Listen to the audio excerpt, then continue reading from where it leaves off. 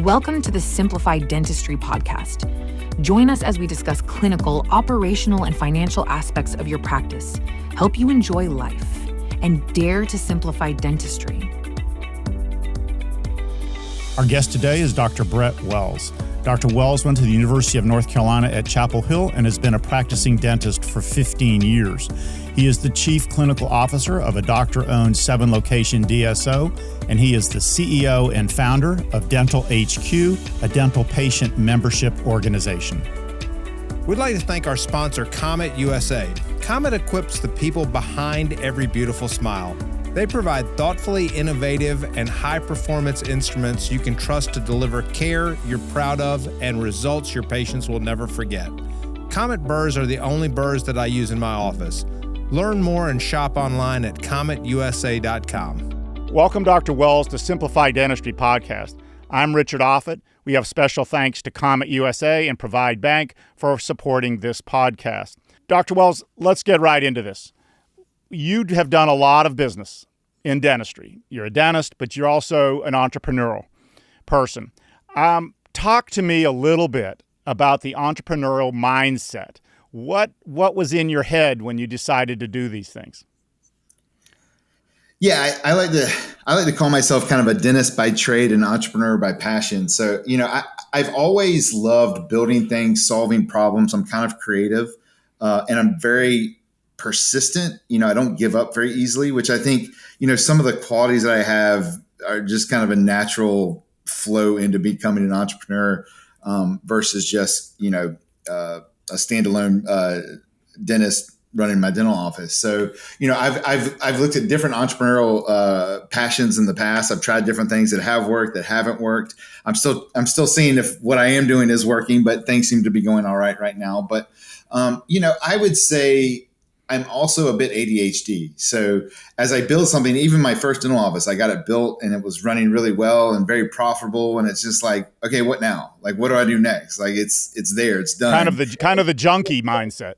Yeah. It's the junkie. And it's I feel like sometimes entrepreneurs and whatever get like a bad rap for like, oh, you just want to make money. Like, the money means nothing to me. It's just, and I haven't made it yet, right? I'm just building stuff. It's really just about building things, solving problems. I love building things. Like every time we have a new practice and seeing it open and tweaking how it looks and what we're doing, like I'm still involved in that level because I just like building things and solving these problems and seeing what a difference you can make and twisting the knobs of running the business. And I don't know, it's a passion of mine. And so, I just continue to do it. And I think I always will. Yeah, it is funny when I talk to a lot of dentists and I talk to a lot of people in the industry, and it is a very definite mindset to liking to build things. And sometimes you start out east and you go, hey, that's a bad direction, and you have to turn to west, or you have to turn to southwest or something.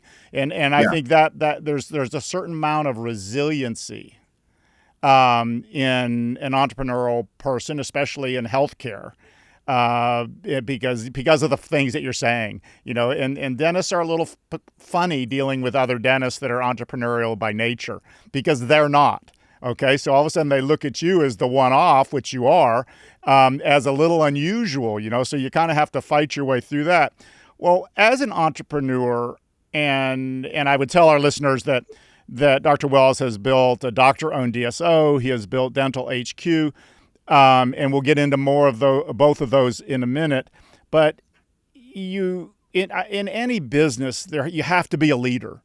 I mean, you do have to set the direction, whether it's east and it fails, and then you go west, or whatever it is, you have to set the direction. Talk to me a little bit about leadership and then I would say, I'd ask you this, did you have a mentor? Did you have someone that you could talk to, or was it just a trial and error thing, Dr. Wells by himself? Yeah. I think you always, just to take that part first, you always have to take every opportunity to get advice from those who have been there, done that, or have more experience than you. And I've taken every opportunity to get advice from many different individuals over my career. Some of them I still connect with, some of them I don't as much anymore. But absolutely, I am not one to reinvent the wheel. That's right. I Or do the like, wells. yeah, or the well, whatever. Yeah. I do like to take kind of what's working and see how I can tweak it to make it new or different. But I'm not one to just try something completely new. I want to hear how other people have done it, what success or failures they've had, and I've kind of leveraged some of that advice over the years. I would say, being a leader, we don't get a lot of training of that in dental school. Some of it you're just kind of built with or not. I mean, all of us as dentists, as practice owners, and even if you're not a practice owner, as a dentist, as an associate, you're going to be a leader in a practice. You're kind of thrust into that position. And some of us are better than the others. You can certainly learn to become better at it. I would say, what I have learned about leadership in running multiple businesses over the past is, you're going to be the last one to get credit and the first one blamed, right? And you need to take that on your chest and accept it. You're going to make the tough decisions. You should be proud of making the tough decisions, even if they're not the right decisions always. But you're going to be the one who has to be able to step up and make the decision. I've got a company now, let's say my DSO is 7 locations. We've got over 100 employees. I've got a leadership team. Sometimes there's a lot of debate and somewhat dramatic debate about a decision, a controversial decision. And in those, it has to come down to typically one person's got to make the decision. Now, I know that there's organizations that have partnerships and multiple people have to come to an agreement. The way I run mine is I have majority ownership. So it all, in those tough decisions, it lays at my lap. And I like to call it kind of a benevolent monarchy. And one of my mentors actually gave me that term, which is I listen to everyone. I take everyone's opinion. Sometimes I change my decision based on those opinions, but ultimately I've got to take all the information I have and make a decision, right or wrong. And I've got to stick to that decision and take responsibility for it. Most times it's right. Or, with a true entrepreneur, you make the decision right. Even if it starts off wrong, you figure out you adjust it and pivot and you make it right. But, you just take the best information you can, you make the decision. But being a leader is leading by example, showing everybody, how to work, how hard to work. You're typically going to be, not always, but working harder than everybody. And you're going to be responsible for making those decisions that most people don't want to make, and having those conversations that a lot of people don't want to have. So it's not an easy road. It's a lonely road a lot of times.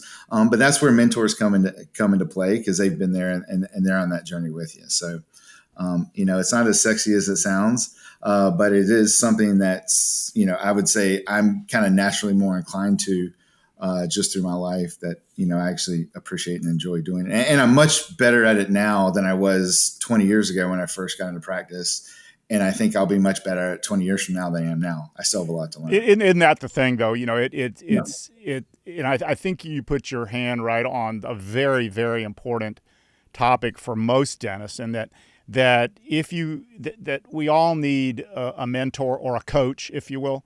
And you have to have the personal resiliency, and that you said, and be able to make adjustments. It's kind of like sailing a boat. I don't know if you've ever sailed a boat, but you think you've got the wind right, and you make these adjustments because you really need the wind at your back, right? And so you can make these adjustments to help you get that wind at your back. And I think you said it. I think you said it. I mean, I want to be quiet because I think that you said it perfectly. So let's talk a little bit about you've been a dentist for 15 years. You came out of school and you started practicing. Yeah. And then now you've built 7 or 8 office doctor-owned DSO, which is totally different than a DSO that's corporately owned. I think that's a big distinction for our listeners. So how'd you get started? When did you kind of said it already that you like to build stuff, but how'd you get started in saying, I'm going to make this thing really great and go with it? Well, how did you start that? Yeah. So I graduated from the University of North Carolina back in 2006, did a 1-year residency through University of Florida. That was absolutely exceptional. When I finished that, I felt like I had a really, really strong clinical foundation that allowed me to really focus on the business side of dentistry. And I knew early on, very quickly, I wanted to own, either acquire or start from scratch. In the Raleigh area, when I got out of school, maybe I just wasn't in the know, I don't know, but I couldn't find any good dental practices or even okay dental practices that were for sale that I could acquire. And so I started the process to look to start to build one from scratch. Back then, and still somewhat to this day, it was Dentaltown. So I just spent hours and hours and hours on Dentaltown reading what everyone else did. And finally, in April of 2008, opened up my first practice. It was in kind of a growing, developing area of the Triangle. And it was one of those deals where, lucky, I guess, but 2 or 3 months in, all of a sudden I'm getting swarmed with 150 new patients a month and just exploding and growing really, really quickly. And so just continue to kind of hone my skill and grow that and continue to develop that until about 2012. A friend of mine who lived in downtown Raleigh had always wanted to start a practice in downtown Raleigh. And I had moved to downtown Raleigh. And I was like, well, I think it'd be cool to have a practice down here. Let's do it together. And so there's practice number 2. I think we launched I think it was 2012, launched practice number 2. And then I had no desire to go multi-location after that. I had several friends who are dentist entrepreneurs who have multi-locations, some very big multi-locations in this market. And I didn't want to go head to head with them. And so I just said, you guys do that. I'm going to go look at other ways to grow my to get my entrepreneurial passion out of me. And, the first thing I did, which was, it's almost like a cliche now at this point for dentists, but like I wanted to start a fast casual restaurant. I wanted to build something that I could franchise across the country.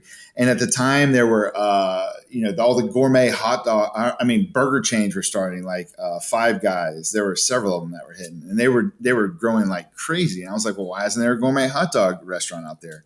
And so I started this really cool, hip concept in downtown Raleigh called Tasty Eight's Gourmet Hot Dog Company. And it was like 8 different dogs, like gourmet, like certified Angus beef. These were beautiful, delicious dogs. We made homemade French fries, 8 dipping sauces, 8 milkshakes. The food was really good. The problem with the restaurant business is it doesn't matter how good your concept. Really, it's everything. It doesn't matter how good your concept is if operationally. Operationally we were pretty good, but in that business I couldn't be there every day, and that's one where you don't have much margin. You got food waste, you got sticky fingers, and you start losing money real quick in that business. And so because I couldn't be there every day, I realized quickly that I couldn't get the margins to a point where I could franchise it. And so it wasn't really a viable solution for me, because one location of a fast casual restaurant just doesn't make, it's not worth nearly the amount of revenue that we can make as dentists in that same amount of time and effort. So, the whole thing about the concept, is so important. And I didn't realize that restaurateur was also one of the things, I should say, in your history, or maybe not. Maybe you don't. Maybe you'll take a pass on that. Look, I learned. So, I try to always learn from my failures, and I've certainly failed plenty of times. And what I was like, what am I going to take out of this? Well, one thing in the restaurant business you have to be really good at is kind of your inventory and supply management. You can't be heavy on that, because that's a third of your cost. And so I got really good at inventory and supply management. And I was like, okay, I'm going to bring that over to my dental world and get much better at how we inventory and order supplies. So I did kind of pull that out. We did run a profitable business there for a while when I was much more locked in. And so the operational, scheduling and whatnot, a lot of that stuff I brought with me over to dental, even when I sold the business. But the reason why I sold it was because I think it was around 2016. So 4 years in, I had gone a couple years before to see Charles Blair speak at the Hemin, who's one of my mentors. Unfortunately, he passed away. Right. And he started speaking about these membership programs. And it was one of those, I had never heard anything like it before. And it was one of those aha moments for me. It's like, okay, we can package up our services, go outside of our practices and sell it, to patients without insurance. I could hire a whole sales team. I could make up these cards. Right. And I just got super excited about it.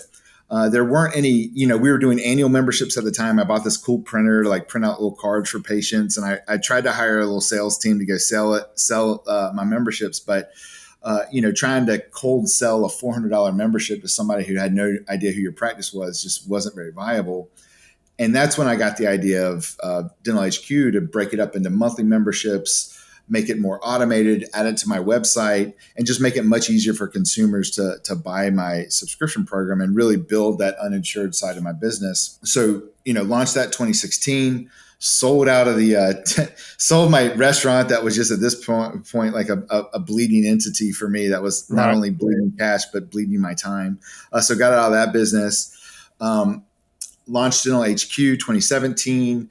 2018, I kind of was like, well, all my friends who have been doing these multi-location dental offices they're now at this point starting to sell their businesses to these private equity backed groups and doing really well on the exit. And a few of them I had kind of mentored on how to run a dental office and how to grow it. And I was like, well, they're now they've built their empires and now they're selling it. And I taught them a lot of what they know. Why can't I do this? That's right. Why can't I do that? Right. Yeah, exactly. Yeah. So I was like, I can, and I'm not going to worry about, not impinging on their territories or anymore. And so in 2018, I launched my third location, all de novos. And I expanded my first one, which needed to be expanded years before that. That's a mistake I made. We can always talk about later. And 21 opened up 2 more. What was it? Probably 23. What were we at now? 5. Oh no. And then a year ago I did 6. And then we just did our very first acquisition to get at 7. So, and then, really healthy growth all along the way, probably 20-30% year over year. So, we've done it the right way. We haven't taken any private capital. I do sell equity to my associates who want to be partners. Right. I make them a real partner in the business. And, obviously we get offers all the time to purchase us and to come and be capital partners. We can do this so much better than you. And I don't believe that they can. And, luckily the one benefit of growing my DSO slowly over many years is I haven't over leveraged myself. And so I still have plenty of debt runway to go grow this stuff myself. We've hired the right people over the years to take a lot of the burden off of me to have to do everything. And so it's fun for me. There is stress that I have to deal with making tough decisions and, when our labor costs get high and we got to figure it out. So there's definitely stress, but I've got a great team around me that makes running that business as well as DentalHQ a lot of fun for me. That all comes back to the thing that you were saying is the leadership to be able to make those decisions. But, what I think for our listeners, the beautiful thing about this is that you talk openly about learning from your experiences, right? So from your restaurant business, you learned procurement, basically. Yeah. And so then all of a sudden, when you start expanding your dental practices, you have an inside track on procurement. Somebody isn't going to sell you 4 years worth of stuff that's going to time out on the shelf. You know exactly how to order, when to order, what to do, and how to manage vendors against each other. I learned that whole game. Oh no.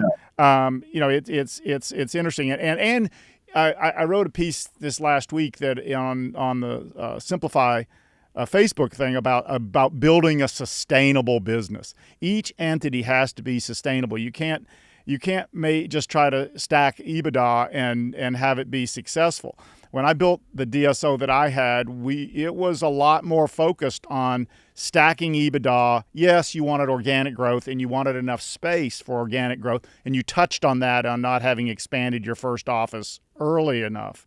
But being able to do that is I'm very impressed with everything you've just told me, and I hope our listeners take that to heart, because the way you did it, the recapitalization of DSOs has no impact on you. In other words, a lot of doctors that have sold their practices to DSOs and they took equity in the holding company. If that deal doesn't recapitalize, their value, what they got for their practice is not really adequate. Not nearly as exciting. Yeah. Yeah. So you've built a beautiful thing, and I hope all of our listeners will if they listen to the last 8 minutes of what you just said, they'll all be so much better served. Well, there's nothing wrong with going slow with it, right? No, everything's like quick. How quick can I stack it? How many locations can I open?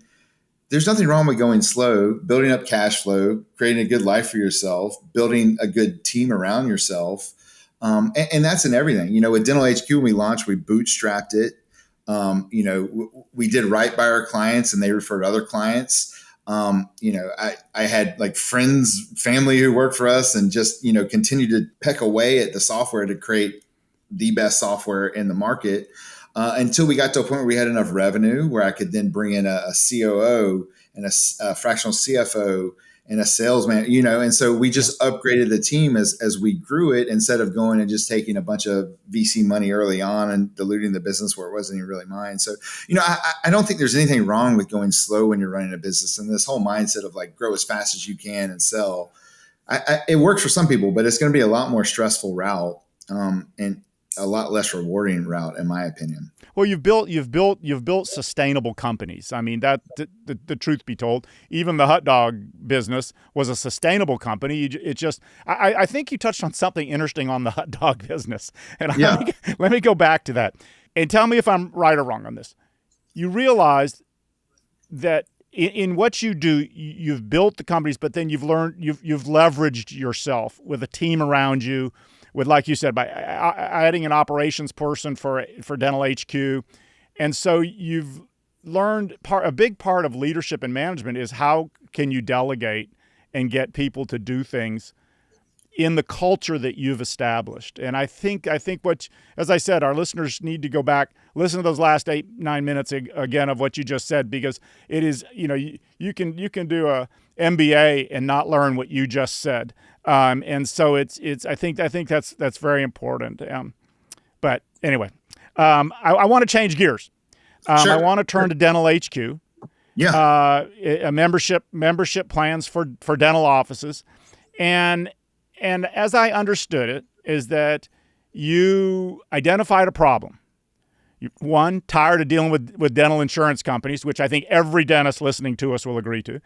And then you had a large pool of uninsured patients. Talk to me a little bit about how you decided that you need. I know Charles Blair, who influenced so many dentists, especially dentists around the South, because he was on the lecture circuit a lot, and he inspired a lot of dentists. And God bless him, because it was a substantial impact on the dental profession. Talk to me a little bit about, how did you decide that you needed this, and what was, the problem that you saw? And most great ideas are solutions to everyday problems, right? Talk to us a little bit about that. Well, it was as entrepreneurs, and somebody who suffers a bit from ADHD can tell you, it was a little bit of like jump first and then be like, oh, and then learn from kind of the mistakes you make. But okay, so here's the real story of what happened. So go to Dr. Charles Blair's course. I'm like, this is so awesome. I can go sell this, package this, and sell it to uninsured consumers. I can build up the uninsured patient base. I've never been one of these who's like, and there's a lot of dentists who want to get rid of insurance. And if you're a smaller practice, I think as you grow, you can certainly do that. For me, as a growing practice in multiple occasions, I don't really see a light where I can just get rid of insurance. So it wasn't like I'm going to do this instead of insurance. That hasn't been my avenue for bringing in a membership plan, but it was a way to grow my uninsured patient base, since they were the minority of my patient base, retain them, and create almost like the Amazon effect, where they're more likely to do the procedures that we were recommending. So, it was a great way to build that side of my business. And so, when I learned about the solution from Dr. Blair, I brought it into my practice as the annual memberships. I was like, well, how do I take this to the next level? Automated monthly memberships. And then I was kind of like, well, patients right now, they're calling my office if they don't have insurance and going, hey, what's your new patient special? What's it going to cost me? It's such a convoluted, difficult thing for patients to have to go through. Why can't I take this new membership thing, create a monthly fee to it, a monthly version of it, and create a marketplace where dentists could post their membership plan fees, they could have reviews, pictures of the office, insurances they took, everything a patient needs to know without insurance or with insurance, all in this one marketplace. And so the original idea of DentalHQ was to create a marketplace where we could have transparent pricing, by way of a membership plan.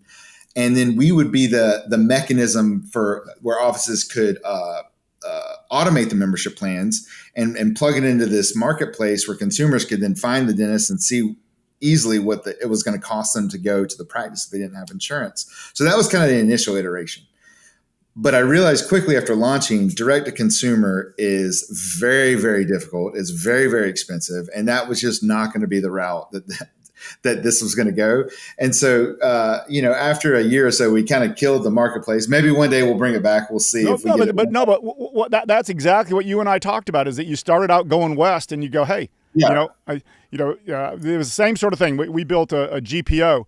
The original concept was kind of what you were saying, having a bunch of, and then we had to change that to a different model. So I mean, that's part of the game. It's part of the game. You got to be able to pivot and quickly. And so we did that. And then it was just, okay, how do we create the best software, the best automated subscription software? And being on the front lines of dentistry, sitting up front, literally listening, like we weren't even going to do annual memberships initially because I was like, well, like why do an annual membership? Why automate it? They'll be at the office anyway. But then I sat up front and I was like, well, wait, my front desk team is only renewing their memberships when they're coming in for their cleanings. Some of my patients go 14, 15, 16 months for 2 cleanings. So I'm losing 4 months of recurring revenue because we're just waiting for them to come in. I was like, no, annual memberships need to be on the software too. Our Business Connect solution, our guaranteed plan payments, some of our marketing stuff, like all this stuff is kind of solutions that I needed built in my offices are some of them are requests that we've had, but a lot of them are solutions that I've wanted in my own dental practices to make it easier to grow my membership plan. And so it's been kind of fun trying different things. Not always fun when you spend a lot of time and money on developing a solution that people don't really use, but it is fun being able to get out my creative outlet with DentalHQ by solving problems for other dentists instead of just building my DSO. It's a nice balance for me. And how cool is it that you kind of beta tested everything you were doing in your own practices, right? Right. I mean, so you've walked the walk. I think that is so important. So let me ask you just a couple of things.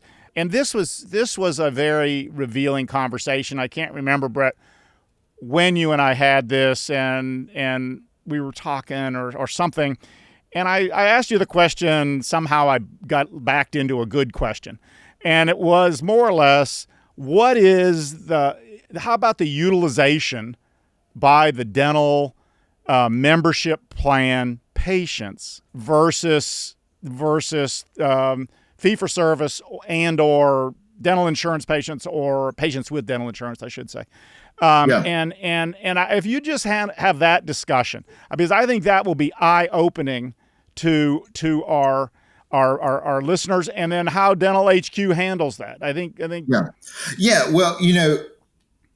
the membership concept, subscription dentistry concept to dentists, a lot of dentists are just kind of like, well, everyone's doing this, so I guess I need to do it. But they don't really think about it in terms of, what it's actually bringing their practice. And we're working on some solutions to really put it in our offices' faces when they get their practice management software integration and they can see this. But,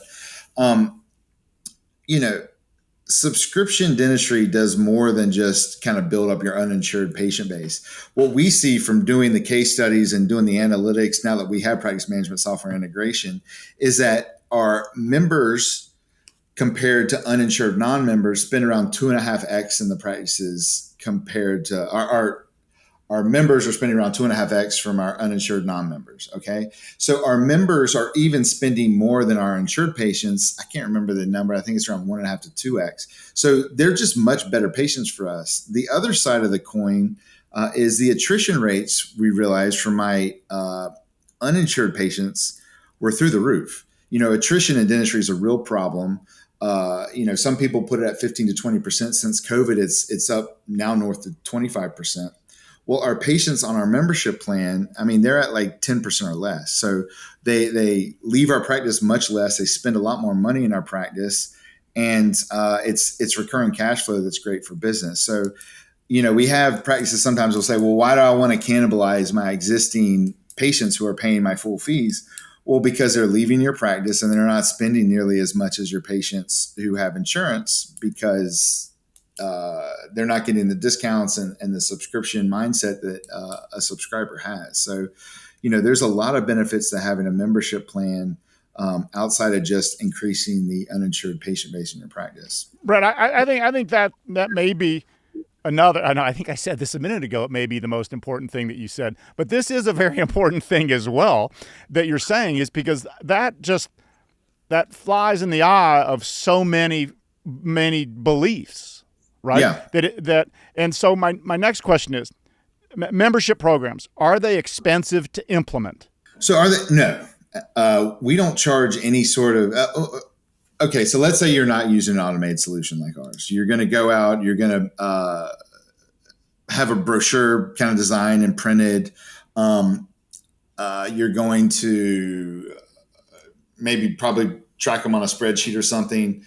You got to get your consent forms, your contracts and whatnot done, probably legally. So, not very expensive. I would say the expensive route doing it on your own is the lost revenue from the automation and the recurring payments. And the lack of uptake by your team, because it's so much harder to implement than just an automated solution like DentalHQ. So DentalHQ, in terms of cost, there is really no cost. I mean, we don't charge any sort of setup or training fees. You don't have to. You can buy the marketing materials that we provide for you with your branding on it.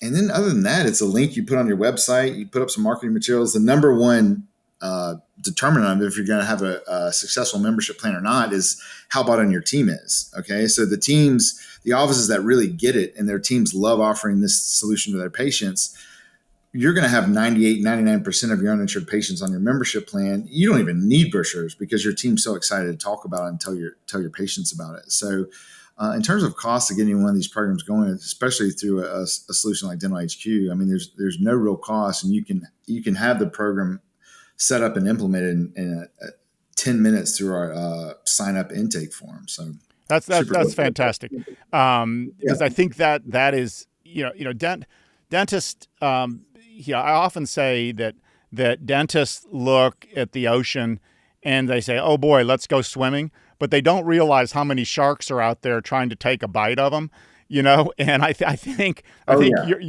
just take, think how many consultants per dentist there are in the country, right? And so I think that point is fantastic. Now, when did you realize that you needed to do this in your own practice? Well, when we launched the membership program, I don't know, 2012, 2013, shortly after I listened to Dr. Charles Blair give the lecture down at Hinman, and we were doing the annual memberships, and I really wanted something that was had more of a bite. I really wanted to break it down into a monthly membership. So instead of doing $400 a year, I wanted to do like $30, $35 a month. And because we were just taking payments when the patients came in and they were due for the next cleaning and they were at 12 months for the membership, I didn't have a way to do that. And so I figured as this thing grew, other dentists were going to want a way to do that. And so I started down the pathway of building a technology that would allow myself and then other dentists to create fully customizable plans. I wanted to be able to have it on my website where they could automate their own enrollment into this program, process payments, provide all the marketing materials. And so, that was the moment where I realized I didn't want to just do these annual memberships it was easier to do in a non-automated way. When I wanted to go to a monthly plan is when I realized that I had to have a solution that just really didn't exist in the marketplace back in 2016. So how cool is that?